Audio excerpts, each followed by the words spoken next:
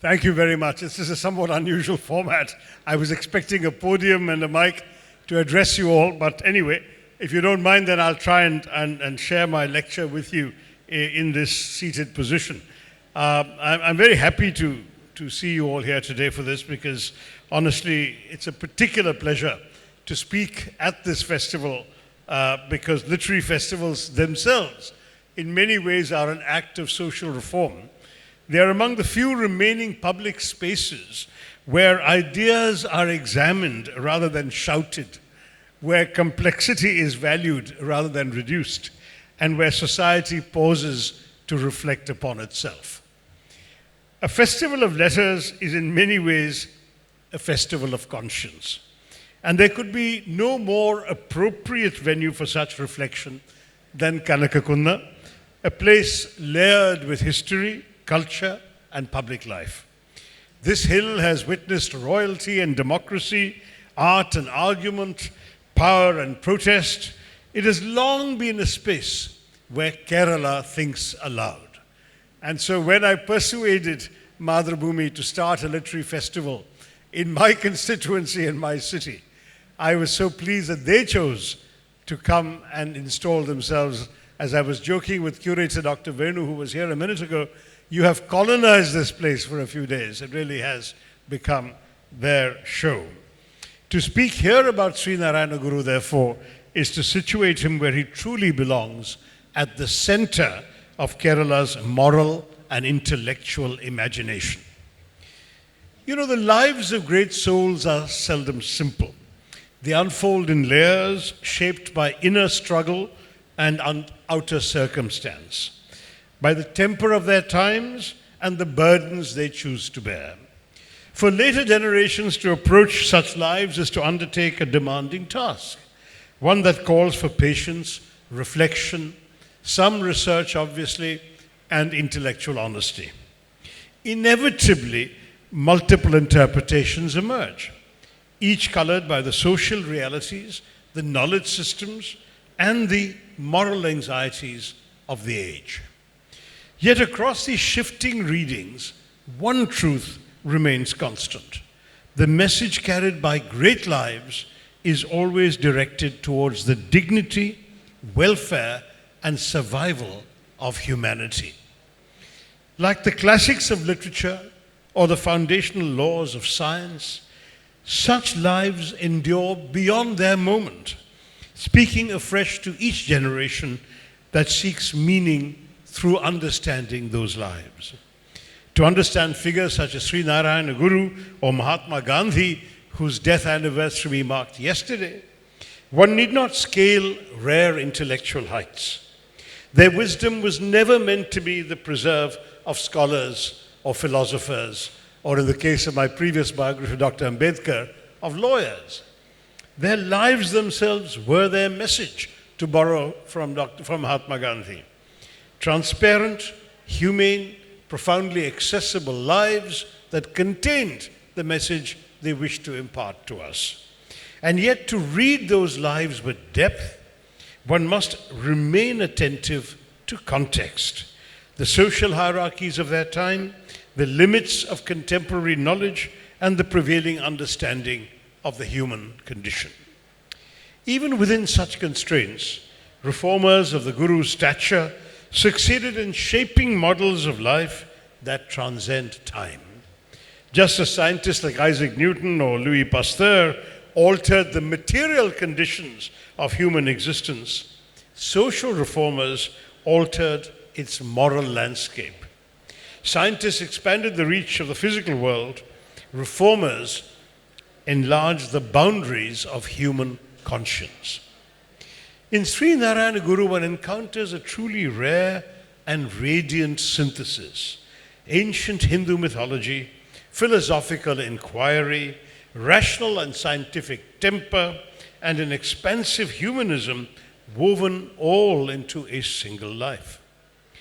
Like the Mahabharata, one might say that nothing essential to the human experience is absent in the Guru's story.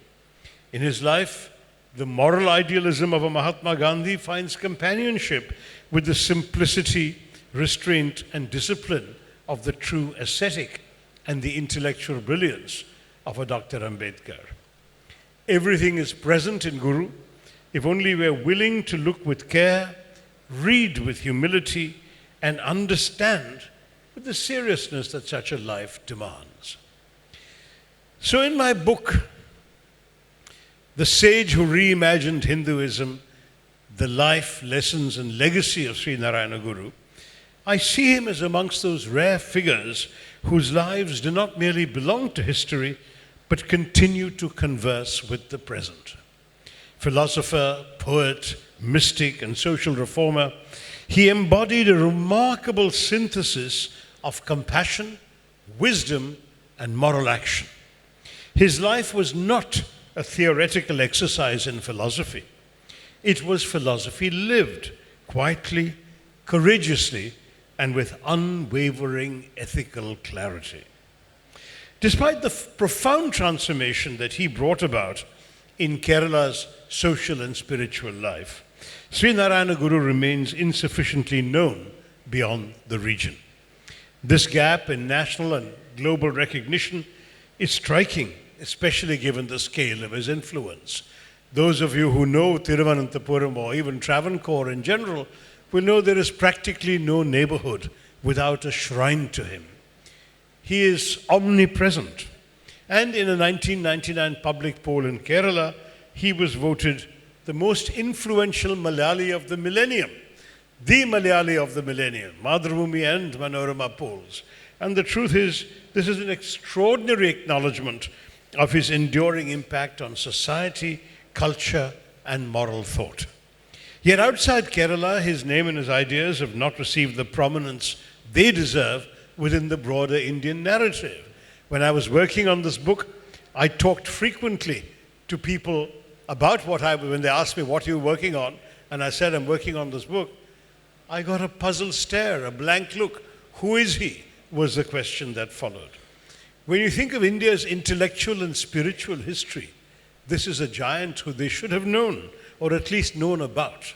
The sad truth is, this is not the case, and so addressing this became both necessary and timely. At the heart of the Guru's vision lay a radical reimagining of human dignity. He challenged entrenched caste hierarchies and redefined spiritual practice itself, insisting that religion must serve humanity rather than divide it. His teachings transcended ritual, race, and inherited privilege, proposing instead a moral universe grounded in equality and compassion. His celebrated call that you all know, one caste, one religion, one God for humankind, Oru Jadi, Oru Madam, Oru Deivam Manushana, that was far more than a slogan to which perhaps some have reduced it. It was a profound restructuring of the moral foundations of society, a declaration that struck in many ways at the roots of social exclusion and spiritual monopoly. Guru's philosophy was never detached from social practice. He consecrated temples open to all, thereby transforming a sacred space into a symbol of equality and of inclusion. Remember, temples up to then were exclusionary, and they left out people of certain castes who were deemed unfit to enter them. Sree Narayana Guru transformed that decades before the temple entry proclamation made it legal. He authored philosophical works in lucid and accessible verse, choosing clarity over obscurity and ethical transformation over metaphysical speculation. He lived with integrity, demonstrating that moral authority flows not from power or position, but from coherence between thought, word, and deed. What distinguishes the Guru further is the remarkable synthesis that is at the core of his teaching. Drawing from Advaitic philosophy, he affirmed the oneness of existence while simultaneously insisting on social justice and civic responsibility. For him, spiritual insight did not absolve one from social obligation. Rather, it deepened it. liberation of the self was inseparable from the liberation of society. Emerging in late 19th century Kerala, and during our question and answer period, I can give you more examples of how horrible the discrimination was that he was born into. But the Guru was not a confrontational revolutionary. He did not seek upheaval through anger or destruction. Instead, he worked as a quiet reformer, committed to the liberation of the mind and the dismantling of injustice through reason, education, and moral persuasion. Rather than merely criticizing social evils, he offered a vision of renewal, rooted in unity, in compassion, and in shared humanity, rather than division and resentment. Central to this vision was his understanding of freedom and dignity. The Guru believed these were not privileges to be granted, but birthrights inherent in every one of us, every human being. Spiritual progress, in his view, could never be separated from social and moral upliftment. A society that worships God while humiliating human beings, he implied, has misunderstood both religion and humanity. The Guru's path to transformation was practical and grounded. He promoted the creation of a casteless society, the spread of education, and economic self-reliance as essential tools of emancipation. These were not abstract ideals, but concrete strategies for restoring self-respect and opportunity for communities being denied both. And remember, the Shivagiri pilgrimages is just over. The Tirtharna was actually where the English edition of my book was released by the Vice President of India on the first day of this year's Shivagiri pilgrimage. But what was special about that fact is that, as you know, the Shivagiri pilgrimage does not only focus on worship. There are lectures on educational subjects. There are lectures on enterprise, on handicrafts, on agriculture, on how to get people to be self-sufficient and move forward. That is the whole spirit of converting social equality from a spiritual reform into a practical social act of progress. Though rooted deeply in Kerala, the Guru's influence extended beyond its borders. His teachings reached Sri Lanka, Singapore, Malaysia, and other parts of the world where Malayali communities carried his message with them. His stature was recognized, of course, by Mahatma Gandhi, by Rabindranath Tagore. These are amongst the many people who came and called on him. Tagore invited him to Shanti Niketan. Mahatma Gandhi honored him for his contributions to social reform, acknowledging the profound power of his work. But perhaps the most striking testament to the Guru's greatness is indeed his continuing relevance.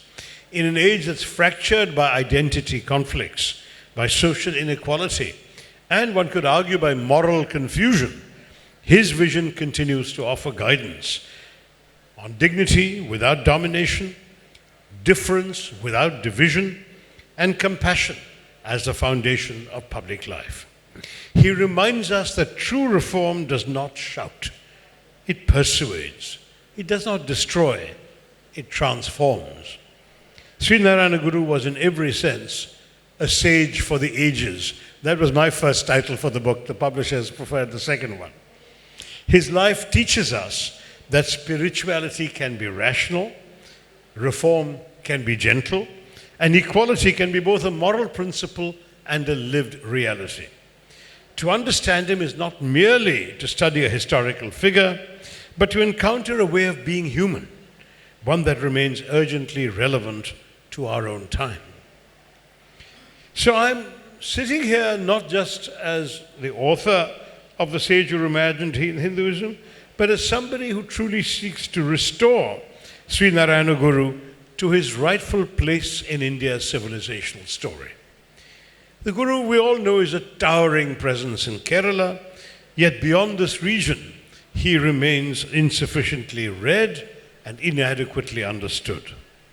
This is not merely a regional oversight, it's an intellectual one, because when we discuss Indian modernity, social reform, and the ethical reshaping of religion, the Guru must stand alongside the great figures of Indian history that we habitually evoke.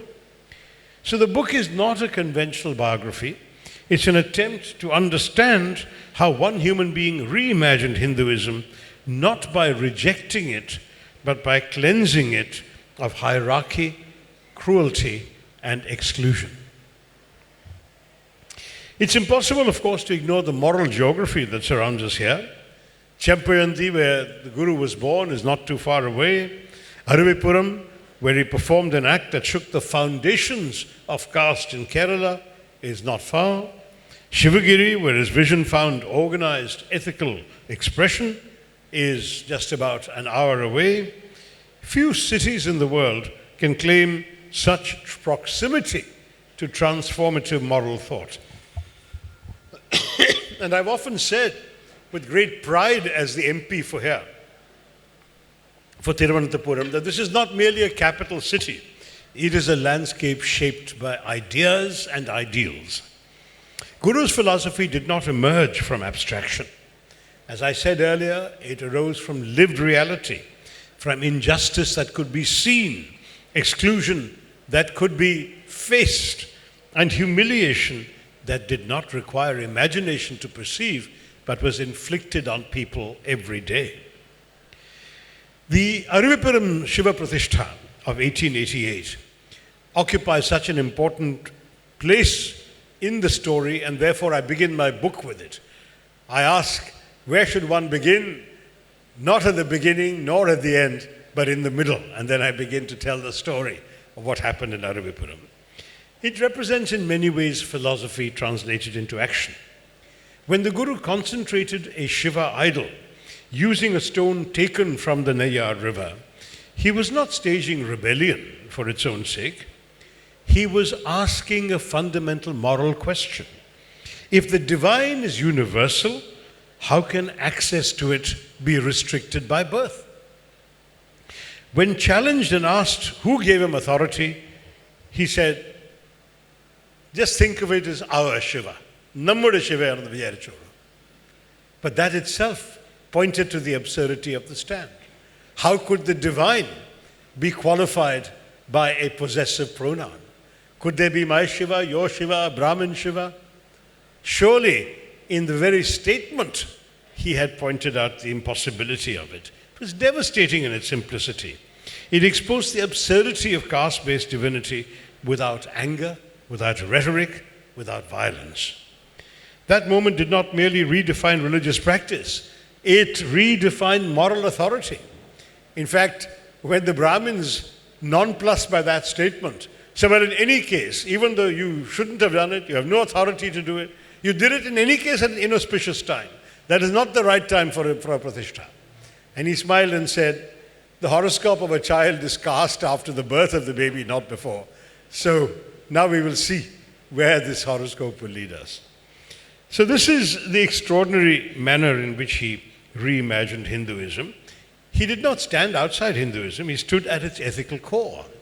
At a time when Hinduism was often presented as identity or boundary, the Guru offered a radically different vision. For him, Hinduism meant inclusion. It meant universality. It meant recognizing the divine presence in every human being. That's what Advaita teaches us, right? That we all have fragments of the universal Atman within us. So how can you draw a distinction between one fragment and another? Merely because of the outward form, merely because of the caste into which they were born. And therefore that declaration of one caste, one religion, one God for humankind was much more than a slogan crafted for people to applaud. It was a philosophical statement rooted in Advaita, yet profoundly social in its implications. Non-duality for the Guru was not metaphysics alone, it was morality. If all is one, then discrimination becomes not merely unjust, but irrational. Now, what is sometimes overlooked, however, is that Guru's compassion did not stop with human beings. In his famous verses of Deva Dasakam, Guru articulates a vision of the world in which even the smallest form of life is worthy of care. The spirit of that prayer reminds us that not even an ant should be given pain, that all living beings deserve consideration, protection, respect. This is not sentimental piety. It is moral philosophy of the highest order. The Guru understood that violence does not begin with weapons. It begins with indifference. A society that learns to disregard the smallest life will eventually disregard human life as well. Compassion for the Guru was indivisible. In our own time, this dimension of the Guru's thought acquires extraordinary relevance. We live, after all, in an age of ecological crisis. Polluted air. I've just come from Delhi, I know what I'm talking about. Poisoned rivers, vanishing forests, rising temperatures, and disappearing species. These are not merely scientific problems, they're ethical failures. Guru's insistence that all living beings must be cared for anticipates modern environmental thought. Long before sustainability became a global concern, he argued for restraint, reverence for life, and harmony with nature. To harm nature, the Guru would remind us, is to harm ourselves. Exploitation of the earth and exploitation of human beings, arise from the same moral blindness. Environmental protection, therefore, is not separate from social justice. It is part of the same ethical universe. If Shivagiri is a pilgrimage of conscience, then our responsibility today is to extend that conscience to the natural world as well. It's also important, I think, to recognize in a festival like this that Kerala has emerged as a model, subtle yet compelling, for the entire nation in matters of social and socio-economic development. What gives this model, the Kerala model, its quiet authority, is not spectacle or speed, but inclusiveness, the moral resolve to ensure that progress is shared, that opportunity is widened rather than hoarded, and that dignity is never denied on the grounds of birth, belief, or circumstance. Kerala's achievements in literacy, public health, social mobility, and democratic participation are not mere statistical milestones. They are the visible expressions of a deeply held social conscience. But such advances did not occur by chance, nor were they summoned into being solely by policy or administration. They are the harvest of an ethical inheritance patiently cultivated across the generations. At the center of this stands Sree Narayana Guru, whose influence shaped not only institutions but the inner life of Kerala society itself.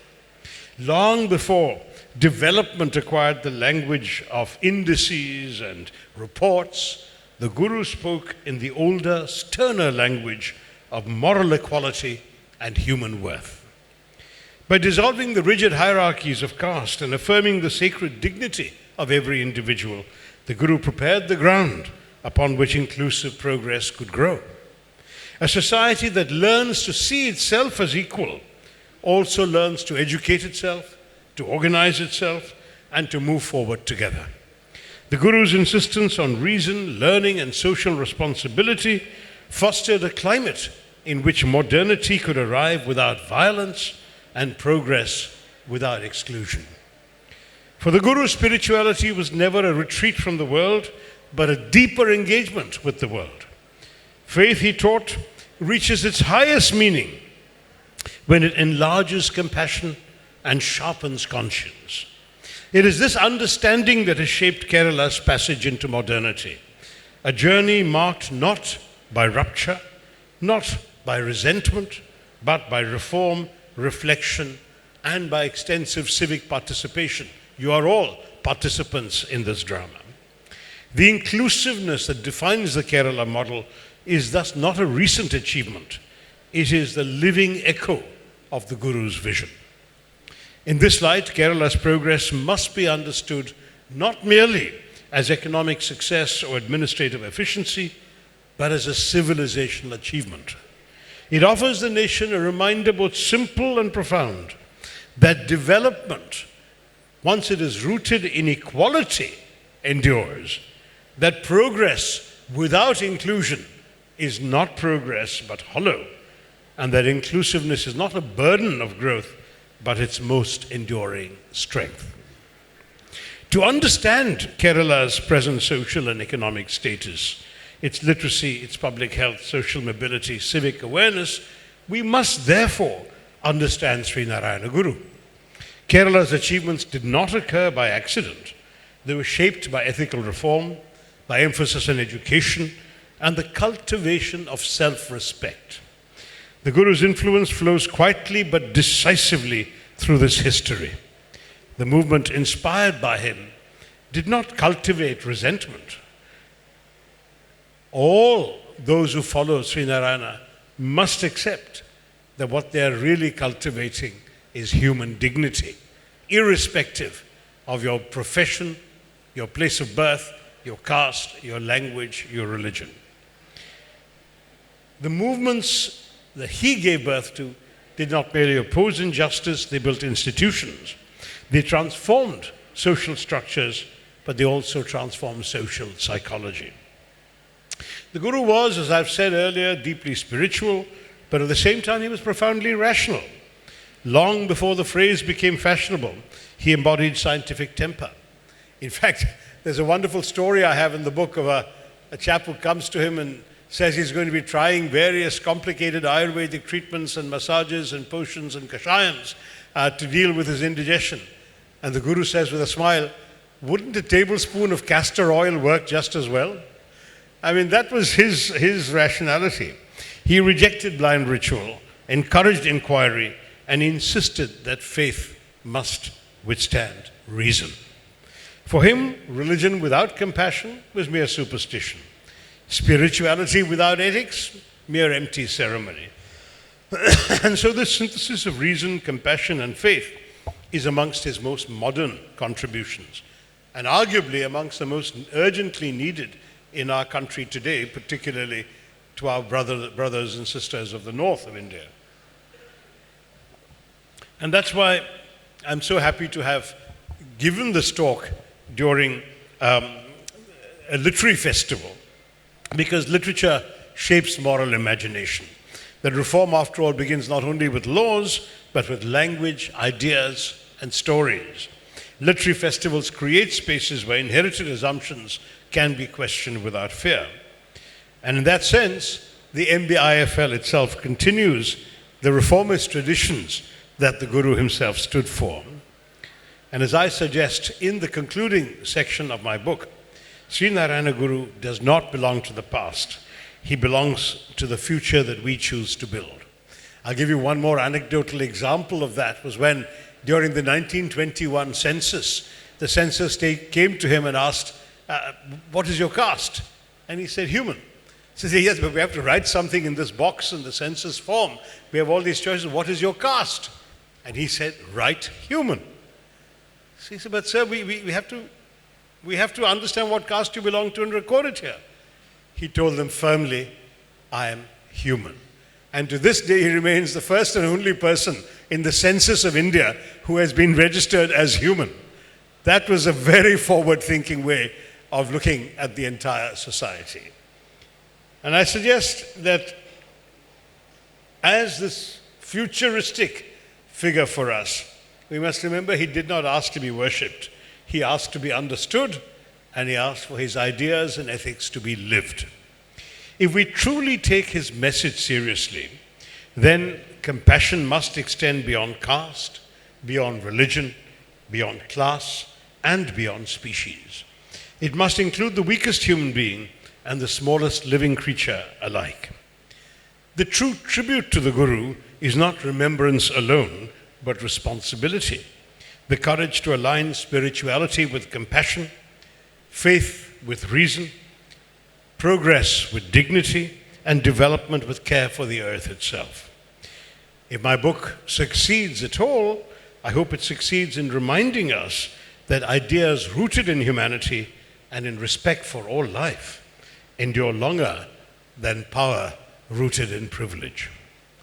Thank you very much. I'm very happy to take your questions and respond as fully as I can. Thank you. സാറിൻ്റെ പുസ്തകത്തിൻ്റെ cover ഞാൻ ശ്രദ്ധിച്ചു. കാരണം ശ്രീനാരായണ ഗുരു സനാതന ധർമ്മത്തിൻ്റെ സന്യാസി ആയിരുന്നില്ല. അദ്ദേഹം കാവി ഉടുത്തത് ഒരു പ്രാവശ്യമാണ് ശ്രീലങ്കയിൽ പോയപ്പോൾ. ബാക്കി വൈറ്റാണ് ഉടുത്തുകൊണ്ടിരുന്നത്, വൈറ്റ് ഡ്രസ്സാണ് ഇട്ടിരുന്നത്. അതിന് അദ്ദേഹം പറഞ്ഞ കാരണം വൈറ്റിൽ അഴുക്ക് പിടിച്ചാൽ എളുപ്പം അറിയാം, കാവി പിടിച്ചാൽ അറിയില്ല. അപ്പം സനാതന ധർമ്മത്തിൻ്റെ സന്യാസിയാക്കിയിട്ട് ശ്രീനാരായണ ഗുരുവിനെ ബ്രാൻഡ് ചെയ്യാനായിട്ട് വലിയ ശ്രമം നടത്തുന്നുണ്ട്. അയ്യോ, അങ്ങനെ കവർ ഞാനല്ല ചെയ്തത്. അല്ലല്ല, നോ അത് താങ്കൾ അങ്ങനെ അല്ല, അങ്ങനെ ഒരു മെസ്സേജ് താങ്കളുടെ പുസ്തകത്തിൽ. അപ്പോൾ അങ്ങനെ ഒരു വലിയൊരു ബ്രാൻഡിങ്, അതായത് സനാതന ധർമ്മത്തിൻ്റെ സന്യാസി ഒരിക്കലും ആയിരുന്നില്ല ശ്രീനാരായണ ഗുരു. അതിനെ ധിക്കരിച്ച ഒരു സന്യാസിയായിരുന്നു. ശങ്കരൻ ജാതിക്ക് വേണ്ടി ബുദ്ധി കൊണ്ട് പറന്നു എന്ന് ഗുരു പറഞ്ഞിട്ടുണ്ട്. താങ്കൾക്ക് അറിയാമല്ലോ, ഇപ്പോൾ നമ്മളുടെ ശിവഗിരി ആശ്രമത്തെ സന്യാസികളും നമ്മുടെ അരുവിപ്പുരം ആശ്രമത്തെ സന്യാസികളും ഇടുന്ന കളറിനെ അവരുടെ കവറിൽ അവർ കാണിച്ചു കൊടുത്തിരിക്കുന്നത് കേട്ടോ. അപ്പോൾ നമ്മൾ തർക്കത്തിൽ ഇറങ്ങണ്ട. തർക്കമല്ല, എൻ്റെ പബ്ലിഷർ ഒരു ക്രിസ്ത്യനാണ്. അദ്ദേഹം ഇതൊരു ഉദ്ദേശമേ ഉണ്ടായിട്ടുണ്ട്. അവരുടെ കവറിൻ്റെ ഒക്കെ പബ്ലിഷേഴ്സാണ് ചെയ്യുന്നത്, എഴുത്തുകാരല്ല. ഞാൻ തർക്കത്തിന് വേണ്ടി പറഞ്ഞില്ല. താങ്കളുടെ ഒരു അഭിപ്രായം, സനാതന ധർമ്മത്തിൽ സന്യാസി ആയിരുന്നില്ല അദ്ദേഹം. താങ്കളുടെ ഒരു കമൻറ്റാണ് എനിക്കറിയാൻ. നോക്കൂ, ഈ വിഷയത്തെക്കുറിച്ച് നമുക്ക് പല സംസാരങ്ങൾ ചെയ്യാൻ സാധ്യതയുണ്ട്. ഞാൻ പുസ്തകത്തിൽ എഴുതി ചൂണ്ടിക്കാണിച്ചിട്ട് ശ്രീനാരായണ ഗുരു ഒരു തവണ പറഞ്ഞു, എനിക്ക് മതമേ ഇല്ല, എല്ലാ മതത്തെ ഒന്നായി കാണുന്നൊരു വ്യക്തിയായിരുന്നു. അപ്പോൾ അങ്ങനെ നോക്കുമ്പോൾ ചിലവർ തർക്കത്തിൽ പറയാ അദ്ദേഹത്തെ ഹിന്ദുവായിട്ട് എങ്ങനെ കാണുന്നു. പക്ഷെ ഞാൻ പറയുന്നത് അദ്ദേഹം ചെയ്ത കാര്യങ്ങളൊക്കെ ഹിന്ദു മതത്തിൻ്റെ അദ്വൈത ഫിലോസഫിയുടെ ഒരു ഭാഗമായിട്ടും ക്ഷേത്രത്തെ 50 ക്ഷേത്രത്തെ സ്ഥാപിച്ചു, അദ്ദേഹം ശിവപ്രതിഷ്ഠ ചെയ്തു. ഇതെല്ലാം കാണുമ്പോൾ അദ്ദേഹം ഒരു ഹിന്ദു മതത്തിനെ ഒരു റീഇമാജിൻ ചെയ്ത വ്യക്തിയായിട്ടാണ് ഞാൻ കണ്ടിരിക്കുന്നത്. അതാണ്. പക്ഷേ എൻ്റെ പുസ്തകം വായിച്ച ശേഷം നിങ്ങൾ തിരിച്ചു വരും, നമ്മൾ സംസാരിക്കാം. Right, thank you. Right, yes sir. Yes, my question is simple. See, when he spoke about Sree Narayana Guruji, he was a great philosopher, and he always attacked the negative classification of Hinduism. But with regard to the Muslim community, I am an Indian Muslim who believes in La ilaha illallah, but at the same time, I believe in Hindu culture or Indian culture. That is the main theme. So, that generally the parties are always against the majority communalism alone. Why don't they attack the minority communalism also? That's a true fact. That's my question. How you conceive the minority communalism? No, communalism is something that we fight against on the basis of the very simple principle that Sree Narayana Guru also articulated, which is that all are alike. You mentioned that you are a Muslim yourself. He actually, when he was preaching to the Malayali community in Sri Lanka, one of his most excited adherents and followers was a Muslim. I'm assuming a Malayali Muslim in Sri Lanka, but he was living in Sri Lanka. He was Muslim. I think, if I'm not mistaken, his name was Abdul Qadir. This gentleman was very inspired and impressed by Sree Narayana Guru's teachings. So he said, I want to convert to Hinduism and adopt a different name and follow you. And Sree Narayana Guru said, that is not necessary. Be yourself. The next time Sree Narayana Guru came back to Sri Lanka, to that same ashram, he was shocked to see this Abdul Qadir coming to him in flowing robes like the ones our friend here is objecting to, in a sannyasi's color, and throwing himself at the Guru's feet. And Guru gently upbraided him. He said, you should be true to your own faith, because all faiths are ultimately ways of reaching God. So Sree Narayana Guru was somebody who actually said conversion is not necessary. But by the same logic, arguing the superiority of one faith over another is equally reprehensible, because the entire point is that all faiths ultimately lead to the divine. In fact, if you think of Swami Vivekananda's famous message when he talked about, he used to quote the Shiva Mahimna Stotram, which said that as many rivers flow, some straight, some winding, some downhill, some through valleys, they all end up in the same sea. So also all different ways of worship will end up at the same God. And that's what the Hindu sages meant when they said Ekam Sat Vipra Bahuda Vadanti. The sages, there's only one truth, but the sages may call them by different names. So on that basis, no kind of communalism is acceptable. Again, if I can go back to Vivekananda, he talked about in Chicago in his famous address to the world's Parliament of Religions, he said that I'm here speaking on behalf of a faith that has taught not just tolerance but acceptance. And it's something that I read as a child, as a teenager, and stayed in my mind throughout, and I've been musing about it for many years. Because I studied history in school, and tolerance was taught as a virtue. A tolerant king is a good guy because he allows everyone to practice their own faith and so on. But then I realized, the more I thought about what Vivekananda had said, that tolerance is really a very patronizing idea. The tolerant king is really saying, I have the truth, you are in error, but I will indulge you in your right to be wrong. That's all the tolerant king is saying. Whereas acceptance, which is what both Vivekananda and Narayana Guru taught, is much greater. Acceptance says, you think you have the truth, I think I have the truth, I will respect your truth, please respect my truth. And to my mind, that is the simple basis on which we can proceed. Communalism, which says my truth is greater than your truth, is wrong. A community belief that says my truth is right for me, I respect you have a truth that is right for you, that is the best way in which we can all coexist harmoniously in our society. നമസ്കാരം sir. നമസ്കാരം. ഞാൻ ചോദിക്കാൻ ആഗ്രഹിക്കുന്നത്, സാറിൻ്റെ സ്പീച്ചിൽ പറഞ്ഞു ഗുരു belongs to future എന്നും കൂടെ പറഞ്ഞു. അപ്പോൾ നമ്മുടെ ഗുരുവിൻ്റെ ഒരു ഇവല്യൂഷൻ നോക്കുമ്പോൾ ആൾക്കാർ കണ്ടിരുന്നൊരു കാഴ്ചപ്പാട് മാറുന്നുണ്ട്. ആദ്യം ഒരു സാമൂഹിക പരിഷ്കർത്താവായിട്ടും പിന്നീട് ഒരു കവിയായിട്ടും പിന്നീട് ഇങ്ങോട്ട് വരുമ്പോൾ ഒരു ഹിന്ദുമത സന്യാസിയായിട്ടും വിളിക്കപ്പെടുന്നു. ഇനി ഫ്യൂച്ചറിലേക്ക് വരുമ്പോൾ യൂണിവേഴ്സൽ ബ്രദർഹുഡിന് വേണ്ടി സ്റ്റാൻഡ് ചെയ്ത ഒരാൾ എങ്ങനെ വിളിക്കപ്പെടണം എന്നാണ് സാർ ആഗ്രഹിക്കുന്നത്? അല്ല, ഞാൻ പറഞ്ഞത് അദ്ദേഹത്തിൻ്റെ ചിന്ത ശരിക്കും നമ്മളുടെ ഭാവിയിലും റെലവൻ്റായി കാണണം. കാരണം ശരിക്ക് നമ്മുടെ നാട്ടിൽ ഇപ്പോഴും ജാതി മതഭേദമുണ്ടെന്ന് ആര് പറയാൻ പോണതില്ല എന്ന്. ഇപ്പം കൂടി ഒരു കാസ്റ്റ് കോൺഷ്യസ്നെസ് എല്ലാ മലയാളി മനസ്സിലുണ്ടല്ലോ. അതായിരുന്നു ശ്രീനാരായണ ഗുരുവിൻ്റെ ആഗ്രഹം. അദ്ദേഹത്തിൻ്റെ ആശ്രമത്തിൽ എല്ലാ മതത്തിൻ്റെ സ്വാമികളും ഉണ്ടായിരുന്നു. എല്ലാ മതമല്ല, എല്ലാ കാസ്റ്റിൻ്റെ, എല്ലാ ജാതിയുടെ സ്വാമികളുണ്ടായിരുന്നു. നമ്പൂതിരി ഉണ്ടായിരുന്നു, നായരുണ്ടായിരുന്നു, ഈഴവ ഉണ്ടായിരുന്നു, ദളിത് ഉണ്ടായിരുന്നു. എല്ലാവരും അവരൊപ്പം എല്ലാവരെയും ഒരേപോലെ കണ്ടൊരു മനുഷ്യനാണ്. നമ്മൾ ആ സ്ഥിതിയിലെത്താൻ എപ്പോഴായിരിക്കും നമ്മളുടെ ഭാവിയിൽ അത് കാണാൻ പോകുന്നത്. പിന്നെ വേറെ ഒരു വഴിക്കും അദ്ദേഹം ഒരു സേജ് ഫോർ ദി ഏജസ് ആണ്. ഈ ഫ്യൂച്ചറിനെ കുറിച്ച് സംസാരിക്കുമ്പോൾ ഞാൻ ഈ പുസ്തകത്തിൽ കൂടുതൽ ഡീറ്റെയിൽഡ് ഞാൻ ഇറങ്ങിയിട്ടില്ല. അദ്ദേഹത്തിൻ്റെ ഫിലോസോഫിക്കലും സയൻറ്റിഫിക് ഇൻക്വയറിയും ഭയങ്കര സയൻറ്റിഫിക് മനസ്സായിരുന്നു അദ്ദേഹത്തിൻ്റെ. പക്ഷേ GK ശശിധരൻ എന്ന് പറഞ്ഞ എഴുത്തുകാരൻ ഒരു 600 പേജിനെക്കാട് കൂടുതൽ പേജുള്ള ഓരോരോ വോള്യൂം, ഇപ്പോൾ ഒരു 1200 പേജിനെ കുറിച്ച് അദ്ദേഹം ഗുരുവിനെക്കുറിച്ച് ഈ ഭാവി അദ്ദേഹത്തിൻ്റെ സയൻറ്റിഫിക് ചിന്ത, ശ്രീനാരായണ ഗുരു as A pioneer of quantum entanglement പറഞ്ഞൊരു തിയറിയായിട്ട് എഴുതുന്നു. എനിക്ക് മനസ്സിലാക്കാൻ തന്നെ ബുദ്ധിമുട്ടായിരുന്നു. പക്ഷേ ഞാൻ നിങ്ങളോട് പറയുന്നത്, അങ്ങനെ കുറിച്ച് ചിന്തിക്കാൻ ആഗ്രഹമുള്ളവർക്ക് ആ പുസ്തകങ്ങളുമുണ്ട്. ഞാൻ ഫുട് നോട്ട് കൊടുത്തിട്ടുണ്ട് എൻ്റെ പുസ്തകത്തിൽ, വായിച്ചോളൂ എന്ന് പറഞ്ഞിട്ട്. So when you talk about the age, the sage for the future, it can be all of these things. A man whose ideas are ready, not just for his own times, certainly relevant to our times where we have failed to emulate him, but also for the indefinite future where society will be grappling, perhaps thanks to artificial intelligence and developments we cannot even imagine today. Society may be grappling with new challenges in the future, which they can perhaps find illuminated by the wisdom of Sree Narayana Guru. Adhan ende sandesham. Hello, sir. Sorry, whoever has the mic will have to speak. So whoever is going out with the mic, there, let him right, go ahead. Right. Hello, sir. So can you dive deep into faith being rational? Can faith be ever rational? They are conflicting, right? So how does Guru bring out rationality into faith? It is actually a profoundly rational idea to accept that we do not have all the answers to the mysteries of creation. In other words, to rationally look at the world and say, there is this and this and this that I can explain completely from start to finish, but there is also that and that and that that I cannot explain. And that which I cannot explain, rationally, I need to find a way of inquiring towards it.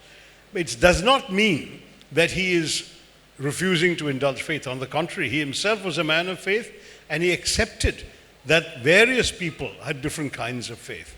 I've even given some of the examples of the so-called miracles associated with him in the book, not because I'm saying that they were necessarily miracles, but because that's part of the way in which he is remembered today by many people who worship him, who really remember, for example, at the age of 6, when his village was going through a terrible drought, it is said that he went and uttered a prayer to Ardhanarishwara that he had composed himself, and then immediately rain started falling. And this is a story that could easily be dismissed as coincidence, but nonetheless it is told about the 6-year-old Guru.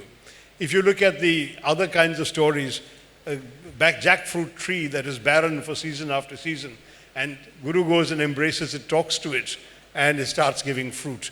I mean, these are stories that have passed into the myths and legends and so on. You may say, isn't this the kind of superstition he would have denounced? Perhaps he himself would not have wanted such stories told about him. But the fact that they are told is in many ways a reflection of human beings' capacity to understand phenomena beyond the rational. And faith in itself, according to Sree Narayana Guru, is not bad, as long as it is rooted in ethical values, in the decency and dignity with which you treat every human being. If you have all that, faith can be a means to creating a better reality for humanity and for the planet.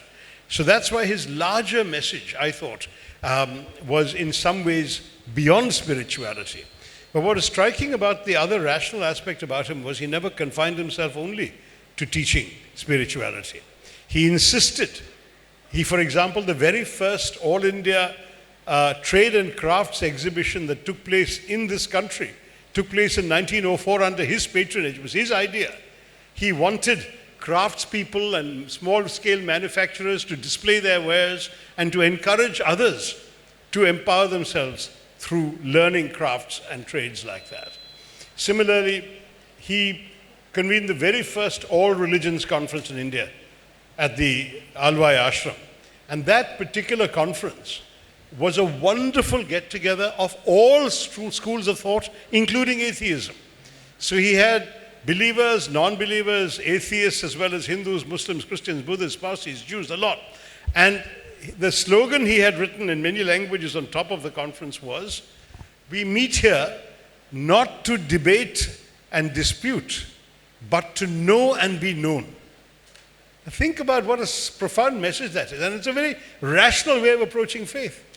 To know about each other and to be known by others as to what we believe and what we value. So I don't think it's such a contradiction after all. Yeah. Hi, sir. Since I haven't read the book, this is kind of a big picture kind of question. See, sir, over periods like history, people who were like philosophically reform cheyan ശ്രമിച്ച ആൾക്കാരെല്ലാം പലരും they were poisoned, crucified, or like pelted with stones. And to the present, നമ്മൾ നോക്കിക്കഴിഞ്ഞാൽ വീട്ടിൽ നടക്കുന്ന ഒരു സൂപ്പർസ്റ്റിഷൻ്റെ ഒരു കുട്ടി അതിനെ ഒന്ന് ക്വസ്റ്റ്യൻ ചെയ്താൽ കുരുത്തക്കേട് പറയുന്നോടാ എന്ന് പറഞ്ഞെന്ന് ഒരു so I feel that there is some kind of fear towards reformation നമ്മുടെ വാല്യൂസിലാണെങ്കിലും over a period of time, like it could be on an individual level or on a society or a mob level. And why do you think there is this fear of changing? Because not everybody can be a Sree Narayana Guru and have the courage to stand up. You know, in the book I describe some of the most astonishing injustices, iniquities and discrimination that was practiced in his time. Not just the usual sort of untouchability, you can't enter temples, you can't walk on certain roads, but to the extent that you have to keep a certain level of distance, your shadow falling on somebody became a crime. You actually could be put to death for it. If your Dalit shadow fell on a Brahmin, he could be killed. You had these most astonishing prohibitions. For example, you couldn't go to a market if you were an untouchable. You were not allowed in the market. You had to stand outside the market and call out your request and leave the money on the floor. And if the tradesman was so inclined, he could come and leave the item and take the money. It was incredible. This was Kerala 100 years ago, 120 years ago.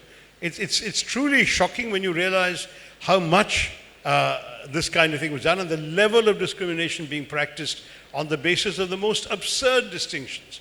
Even amongst the untouchable communities, there was further untouchability.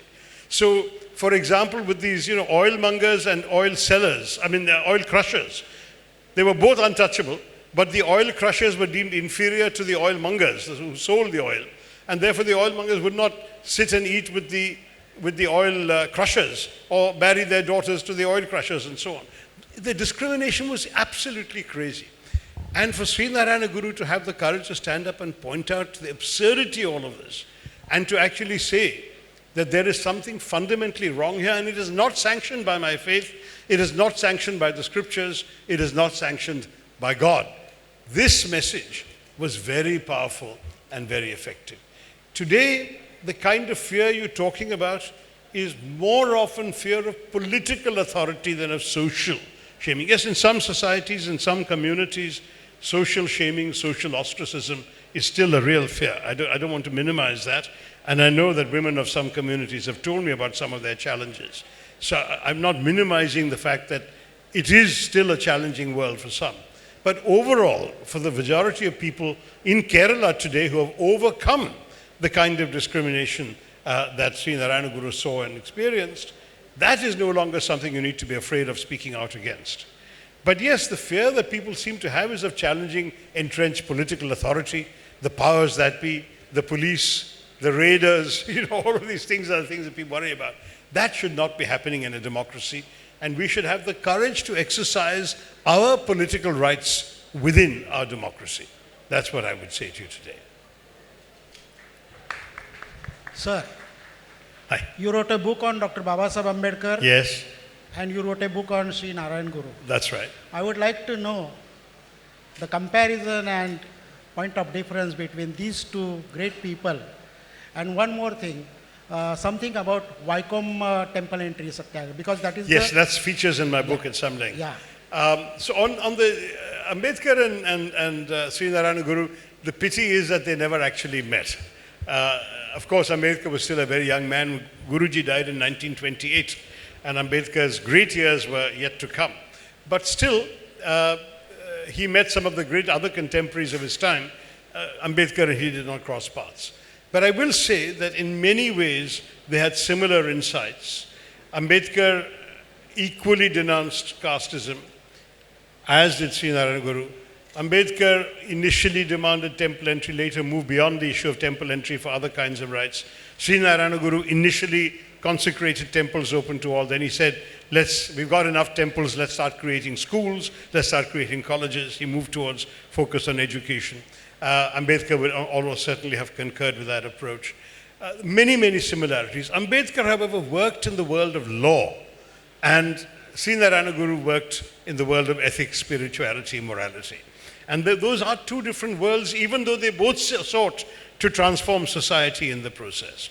So you could argue that, yes, they were very similar and yet they were very different, but they were not incompatible. I think that's what I would say on your first question. On your second question, the Vaikom Satyagraha, I've gone into that in some detail in the book, because this was such a seminal moment.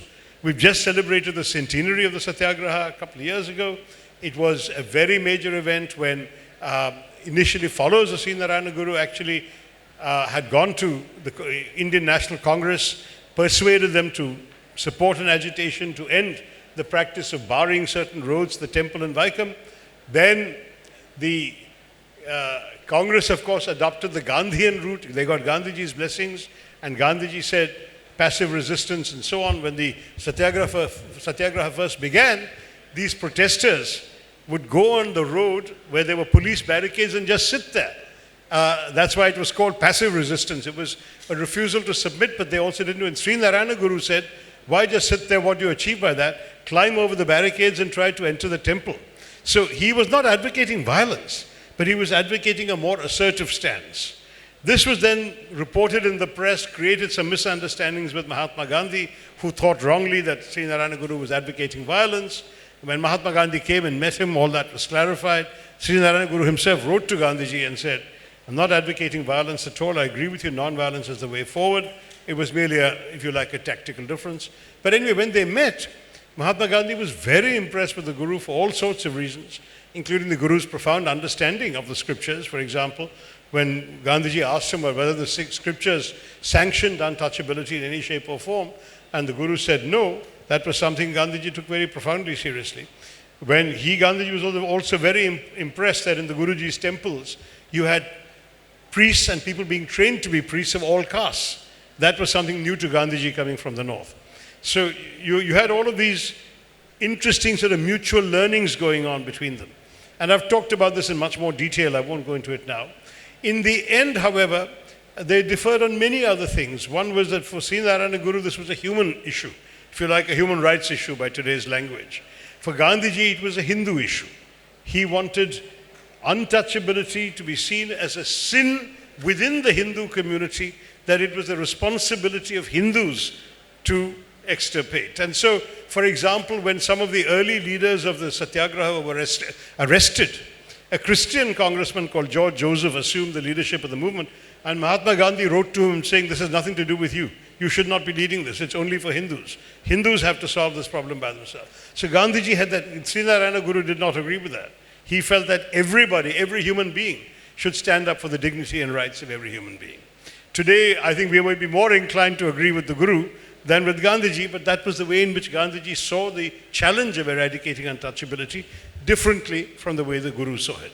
So I've given all of this to talk about the entire episode. As you know, by the time the Guruji died, the so-called untouchables still didn't have access to the Vaikam temple. What they did was a road was built where they could walk on, but they couldn't go into the temple. That was a compromise agreed by Gandhiji. And many people, especially amongst the more radical elements supporting the Guru, felt this was a compromise too far, that it was a failure. But you can read this and judge for yourself. In many ways, this is one of the great episodes of the national struggle because of all the lessons it teaches us, and also because it featured these two giants of our times, both Gandhiji and the Guru. So I would urge you to read my book. This has gone to in some detail. Yeah, this young man has had his hand up for a long time. Can somebody give him a mic? Yeah. Namaskaram, sir. Thank you for considering me. Sir, എൻ്റെ ചോദ്യം ഈ നാരായണ ഗുരുദേവൻ്റെ social contributions സാറെ പോലുള്ള ഒരുപാട് പേരുടെ കഠിന പ്രയത്നങ്ങൾ കൊണ്ട് കേരള സമൂഹത്തിൽ മൊത്തം ഇന്ന് അവെയറാണ്. പക്ഷേ എന്തുകൊണ്ട് ഇത് കേരളം വിട്ട് നമ്മുടെ രാജ്യത്തിന് മൊത്തം ഈ നാരായണ ഗുരുവിൻ്റെ ഒരു പ്രസക്തി റീച്ചാവുന്നില്ല എന്നാണ്. രണ്ടാമത്തേത്, കേരളത്തിൽ തന്നെ ജനിച്ചൊരു മഹാപുരുഷനായ ആദിശങ്കരൻ, അദ്ദേഹത്തെ ഭാരതം മുഴുവൻ റെസ്പെക്റ്റോടെ കാണുന്നു. പക്ഷേ എനിക്ക് സബ്ജക്റ്റീവായി ഒരു അക്സെപ്റ്റൻസ് കേരളത്തിൽ അദ്ദേഹത്തിന് കിട്ടിയിട്ടില്ല എന്ന് തോന്നിയിട്ടുണ്ട്. കാരണം എൻ്റെ പല സുഹൃത്തുക്കൾക്ക് പോലും ആരാണ് ആദിശങ്കരൻ എന്നറിയില്ല. അപ്പോൾ ഈ ഒരു കോൺട്രഡിക്ഷൻ, ഈ ഒരു നാരായണ ഗുരുദേവൻ ഈ ഒരു സോഷ്യൽ റിഫോംസ് കേരളത്തിൽ കൂടുതൽ പ്രയത്നിച്ചത് കൊണ്ടാണോ, എന്തുകൊണ്ടാണ് ഈ ഒരു ഡിഫറൻസ് വരുന്നത്? അതാണ് തോന്നുന്നു. കാരണം ശ്രീ നാരായണ ഗുരു ഒരിക്കലും വടക്കൻ ഭാരതത്തിൽ പോയില്ല. അദ്ദേഹം കേരളത്തിലുണ്ടായിരുന്നു. നമ്മളുടെ ഇപ്പോഴത്തെ കർണാടകയുടെ ഒരു അറ്റം വരെ പോയി, തമിഴ്നാട്ടിൽ പോയി, ശ്രീരമണ മഹർഷിയെ കണ്ടു, ശ്രീലങ്കയിൽ പോയി. പിന്നെ മലയാളികൾ അദ്ദേഹത്തിൻ്റെ സന്ദേശം മലയാളികൾ സഞ്ചരിച്ച നാടുകളിൽ എത്തിച്ചു. അതാണ് ഞാൻ പറഞ്ഞത്, ശ്രീലങ്കയും മലേഷ്യയും സിംഗപ്പൂരും ഒക്കെ എത്തി. പക്ഷേ നോർത്ത് ഇന്ത്യയിൽ അദ്ദേഹത്തിൻ്റെ സന്ദേശം എത്തിക്കാൻ ആരും ഉണ്ടായിരുന്നില്ല. അപ്പോൾ ഒരു പക്ഷേ അദ്ദേഹം പോയില്ല. രവീന്ദ്രനാഥ് ടാഗോർ പറഞ്ഞു ശാന്തിനികേതനിൽ വരുമെന്ന്, പക്ഷെ അദ്ദേഹം വന്നില്ല. അപ്പോൾ ആ സ്ഥിതിയിൽ ഒരു പക്ഷേ അദ്ദേഹത്തിൻ്റെ സാന്നിധ്യമില്ലാത്ത ഭാഗങ്ങളിൽ അദ്ദേഹത്തെക്കുറിച്ച് ഓർമ്മകളില്ല, അതുകൊണ്ട് അദ്ദേഹത്തെക്കുറിച്ച് അറിവില്ല, അങ്ങനെയും പറയാം, അതായിരിക്കാം. പക്ഷേ നമ്മൾക്ക് അത്ര ഓർമ്മകളുണ്ടല്ലോ, മാത്രമല്ലല്ലോ അറിവ്, വായനയും പഠിപ്പുമൊക്കെ ഉണ്ടാവണമല്ലോ. ഈ മഹാൻ വ്യക്തിയെക്കുറിച്ച് എന്തുകൊണ്ടാണ് ജനങ്ങൾക്ക് കുറച്ചും കൂടി അറിവില്ലാത്തതെന്ന് എനിക്കൊരു ദുഃഖമുണ്ട്. സത്യം പറയുകയാണെങ്കിൽ അതൊരു എക്സ്പ്ലനേഷനാണ് ഞാൻ നിങ്ങളോടിപ്പോൾ പറഞ്ഞത്. വേറെ ഒരു ഉത്തരം എനിക്ക് പറയാനില്ല. പക്ഷേ ശരിക്കും പറയുകയാണെങ്കിൽ അദ്ദേഹത്തെക്കുറിച്ച് അറിവ് ഭയങ്കര കുറവാണ്. നിങ്ങൾ തന്നെ, anyone here can conduct the experiment of asking North Indian friends what they know about Narayana Guru and tell me what the results are. I'd love to conduct an informal poll, but I have no doubt that in my own experience, I would say if I spoke to 30 people, 29 had no clue who he was, and one had only a vague idea what the name was. He had heard the name but didn't know much about it. That's the problem we have. Anyone else? Sir. We have good afternoon, 5 sir. minutes left. Yeah, give the mic. Whoever's got the mic can go ahead. Sir, Sorry. So, Sree Narayana Guru spoke of universal human dignity without seeking power. And while modern politics often requires power before morality, as someone who operates inside the current present system, how do you personally reconcile ethical conviction with electoral compulsion in today's present India? I'm not sure that you're being entirely fair to our friends from the north. because social reform has also come to the north. After all, the north is the site of many, many reformist movements. The Arya Samaj is the more recent one, but if you go back earlier, the entire Bhakti cult, the emergence of Sufism, the birth of Sikhism, the verses of lessons of Kabir. There's just been a lot of reform movements in the north also.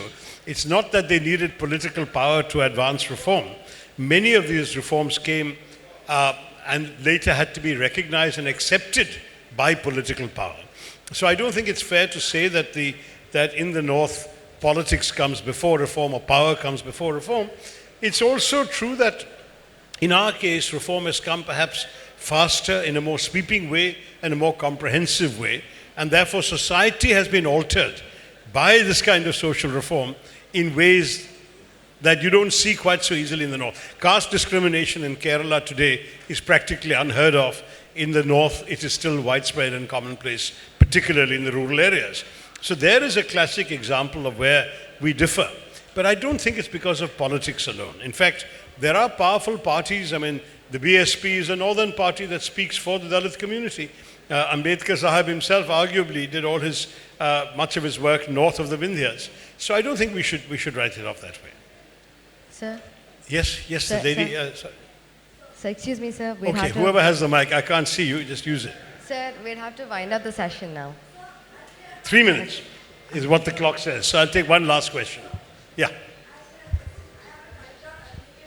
I can't hear you, ma'am. I'm sorry. You need a mic. I have it typed out because I don't want to waste time. So I'm going to make my question as quick as possible. I saw a post on Instagram yesterday. It was a group protesting outside a convent school, which happened in Delhi, demanding that it be changed into a Goshala.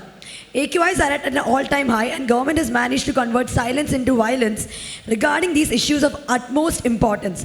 Christianity is supposed to be all about acceptance, and still when a Dalit priest enters a church, he is publicly humiliated. These are the ground realities we are facing right now. Where does the teachings of Guruji stand within the context of present-day India? I'm an ardent supporter of Guruji's ideals, but as a teenager growing up in present-day India, how am I supposed to actually find hope? Look, I'm sorry, I don't know the specific example that you've given or the particular incident, so I don't want my answer to be interpreted as a comment on that incident. But as a general point, I will say that Sree Narayana Guru was very, very conscious of the need to preach non-discrimination within and for all faiths. In fact, when he was asked why he was only consecrating temples, he said, tomorrow if the Christians invite me to consecrate a church, I will do it. If the Muslims invite me to do a mosque, I'll do it. He was totally non-denominational in his approach. And certainly he would have wanted, I think, for all of us to accept that the principles of non-discrimination should apply to every faith in the land. But I don't know the specific example. I honestly don't feel I should enter into a controversy there. But I will say that the message of Sree Narayana Guru of universal non-discrimination, of the inherent worth of every human being, of dignity and human freedom, that is something that I think transcends his time, transcends his place, appeals and applies to all of us in Kerala, in India, and indeed throughout the world. Thank you all very much for listening. The book's available.